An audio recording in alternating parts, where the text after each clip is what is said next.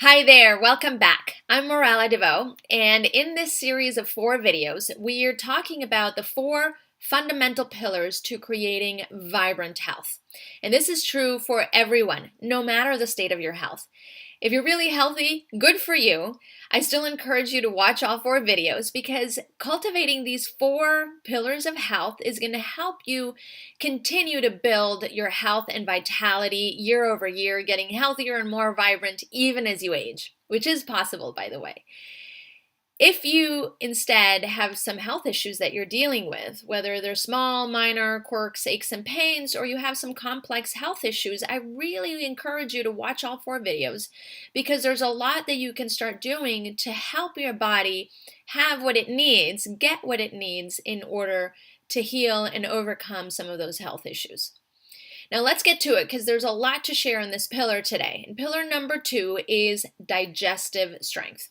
Second pillar is building a strong digestive system and even healing from digestive issues if that's where your body's weakness might lie.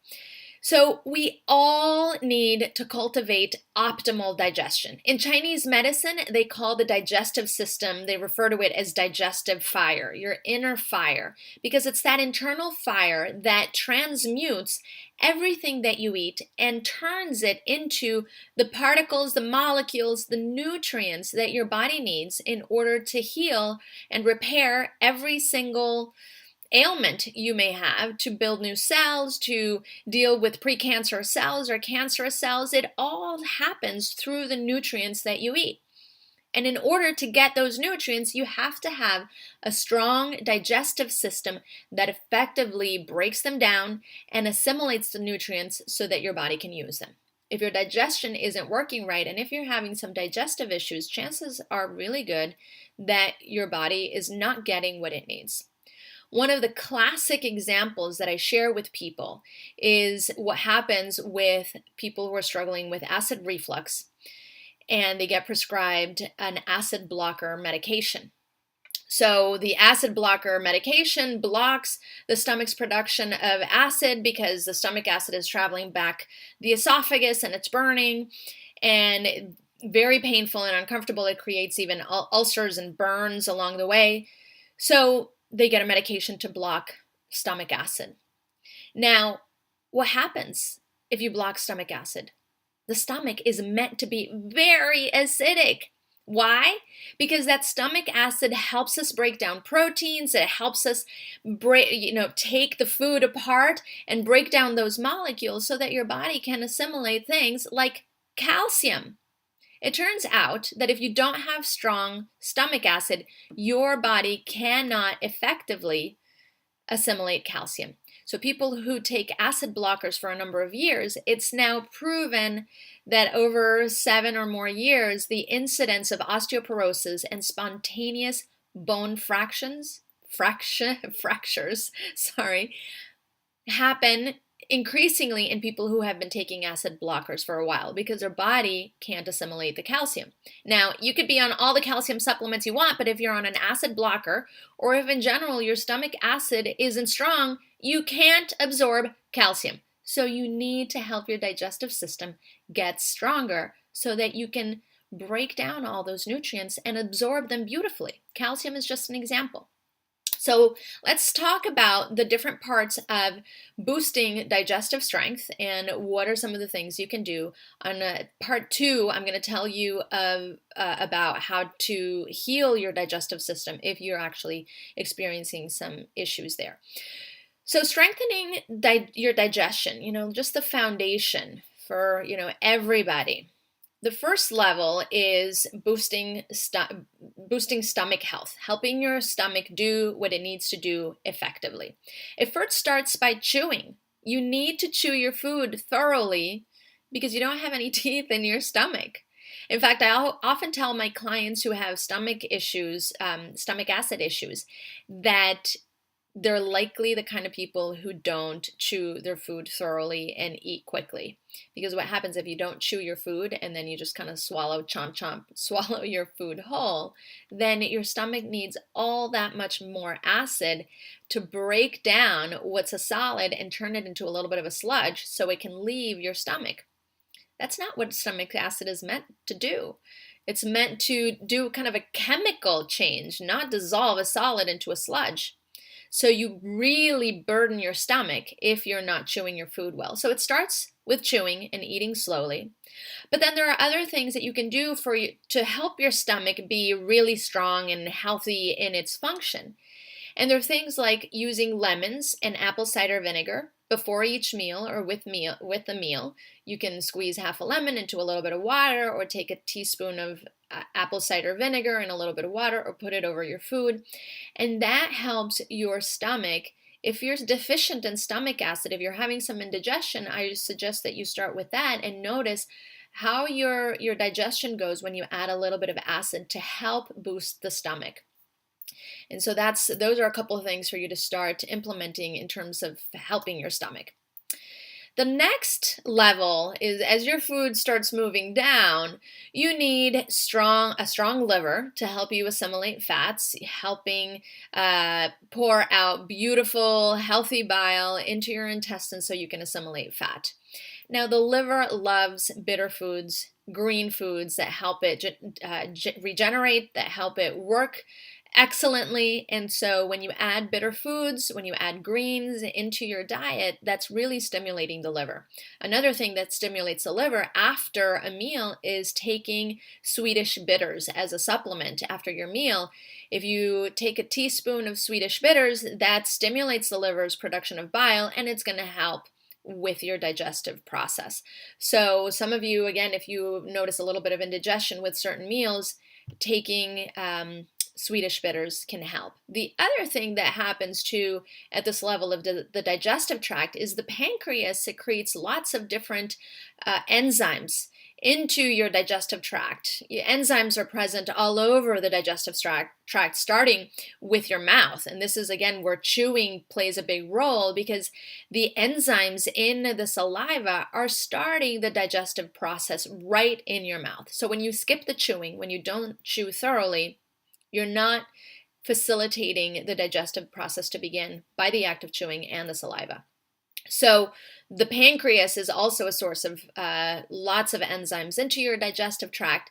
And sometimes, again, difficulty breaking down fibers, or difficulty breaking down proteins or grains, or different elements in your food can be from a deficiency in enzymes. And so you can either take an enzyme supplement, or eating raw food and fermented food is a great source of enzymes. Once you cook foods, the enzymes start to be deteriorated and destroyed. So eating raw food, fruits, vegetables, and even fermented foods is a great way of giving your body a little enzymatic boost to help it with digestion. And then as the food keeps moving down and in your intestines, the other level or dimension of your digestion that you need to strengthen is that intestinal function. Now, the intestine needs water, it needs fiber, and it needs healthy fats. It needs bile moving with those healthy fats along the intestine to help move things out efficiently. You can imagine the bile and the fats as being a little bit of a lubricant, and the water and fiber as being kind of the mop and broom moving through the digestive tract.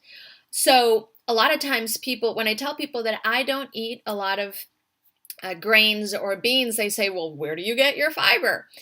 From vegetables and fruit and onions and garlic. The best source of fiber for your intestines are fiber foods with low glucose, low sugar. So it's your kale, spinach, lettuces, and of course all of the wonderful fibrous fruits. You can have apples. Again, onions are phenomenal. Celery is phenomenal. There's so much fiber in fruits and vegetables.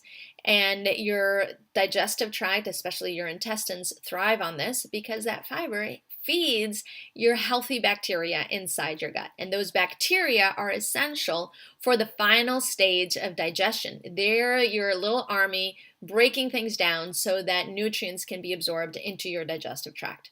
So if you guessed where this was going, feeding those healthy bacteria is a really, really important thing for your digestive tract. So fiber is the first thing. You need water, you need healthy fats. You also need probiotics. So a probiotic, a lot of people think of a supplement, but just as I mentioned before, the fermented foods, the kimchi and sauerkraut and naturally fermented yogurt that hasn't been pasteurized is a great source of probiotics. And these probiotics, these live bacteria, help you repopulate your armies inside your digestive tract. So these are the 4 essential things to strengthening your digestive tract. Now, if you are already struggling with some digestive issues, such as acid reflux or IBS, or you have constant bloating or constipation or diarrhea that you can't control, you need to take additional steps. So I'm just going to mention a few things pretty quickly. One of the first things, especially if you have irritation along your digestive tract, so, the burning of your esophagus, or, even if you have ulcers, or if you have an irritated colon as in IBS, or even more complex issues as in Crohn's, where your colon is really, really irritated. One of the first things that you need to do is to help restore and rebuild the mucus lining that's supposed to be all along your digestive tract. The reason why your stomach can be very acidic and not digest itself is because there's a mucus lining coating it on the inside. So it's protecting that stomach, and then the acid is on the inside. And that mucus lining should be all along, be really healthy all through your digestive tract.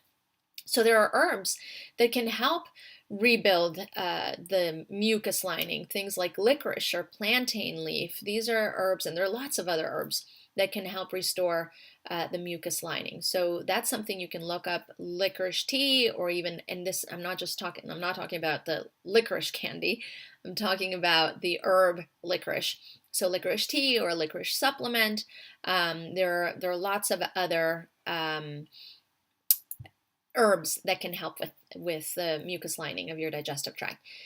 The next thing is, if you have that sort of irritation, the other thing that helps is foods that are healing, that they have a natural healing enzymatic strength, such as papaya. Papaya is one of the most incredible healing foods that I've seen. You can even put papaya on a cut on your skin and you'll see how quickly it helps it to heal. So eating papaya, or things like aloe vera, you can get raw aloe vera, put it in a smoothie, put it in a juice, or you can get an aloe vera supplement. It also helps to heal those tissues. Bone broth. Bone broth has become pretty popular, and it has a really, really healing property to it. And so if you have some digestive issues and irritation along your digestive tract, making your own bone broth is extraordinary. You can also get it in the store, but it starts to get pretty expensive. And there's a really powerful supplement called L-glutamine that can be taken at night, and it can also help to rebuild the intestinal tract and help heal the ulcerated tissues or even irritated tissues. Sometimes when things get really bad at that level, eating fiber is actually more painful. So it's counterintuitive. So sometimes with my clients, when we're getting their digestive tract healing, we need to back off on the fiber, because the way I say it to them, imagine that you're irritated on the inside and then you throw a loofah. Ouch, that's going to hurt. So we need to back off on the fiber and send down foods that are really soft, really easy to digest, really soothing, as we help the digestive tract, the intestinal lining to heal, and then we can start reintroducing the fiber. So just a minor point on that. Now, you also need to, for some of you, let's say you have chronic constipation, you need to restore optimal motility, and things like psyllium husks can be helpful with that. But again, going back to what I mentioned a little bit ago, fats are hugely important for optimal colon motility. and water. So water, fiber, and fats are hugely important for that. So for people with chronic constipation, those are a couple things to look at. And then you also need to rebuild those armies on the inside, like we talked before. So if you're dealing with IBS or Crohn's, you need to rebuild those armies on the inside. However, it can get tricky to take a probiotic because there's another digestive issue that is kind of the opposite end of the spectrum, where there's an overgrowth of bacteria in the wrong place, the wrong bacteria in the wrong place in your intestine, and that's also not great, and that can be also a little bit tricky to recover from. So the best way to start building your microflora inside your intestines is through eating fermented foods. All right, the final piece in healing your digestion and getting your digestive fire to its optimal strength has to do with nothing related to food or supplements. It's about exploring and addressing your thoughts and emotions. Your thoughts and emotions have a huge effect on your body overall, but your emotions especially, they're primarily processed in what's called the enteric nervous system. The enteric nervous system is a network of 100 million neurons that are lining your digestive tract. 100 million neurons, that's more than the number of neurons in your spinal cord.